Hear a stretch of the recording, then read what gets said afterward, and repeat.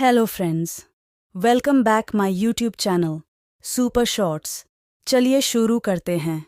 Viva मेरी जिंदगी मेरी पसंद पार्ट 4। मेरी जॉब लग गई है और मैं छुट्टी लेकर घर आया हूँ क्योंकि मेरी छोटी बहन की शादी फिक्स हो गई है। मेरी तरह आप भी चौंक गए होंगे। रिया ने बस इंटर की परीक्षा पास की है और अभी से उसकी शादी। रिया ने मुझे फ़ोन पर बताया और बेचारी बहुत रो रही थी।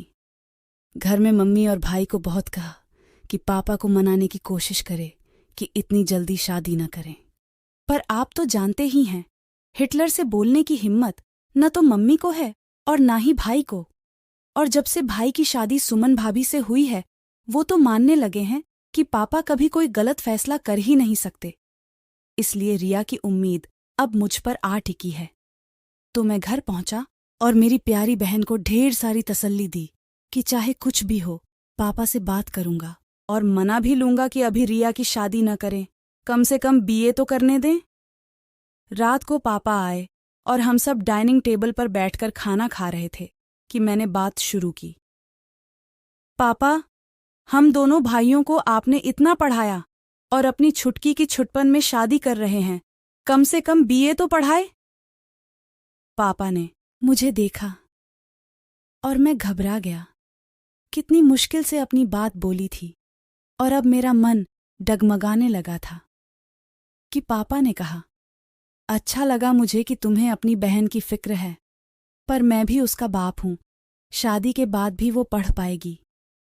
मैंने उसके ससुराल वालों से पहले ही बात कर ली है। अब मेरे पास कहने को कुछ नहीं था।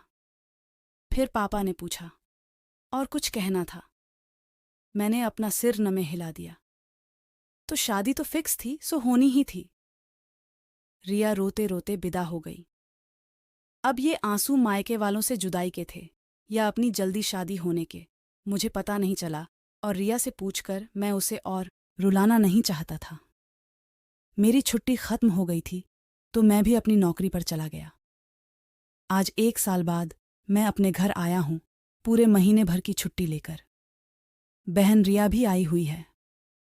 कुछ दिन बाद मोहल्ले की एक शादी में जाना हुआ। मैं बेमन से एक खंबे की ओट लेकर खड़ा था।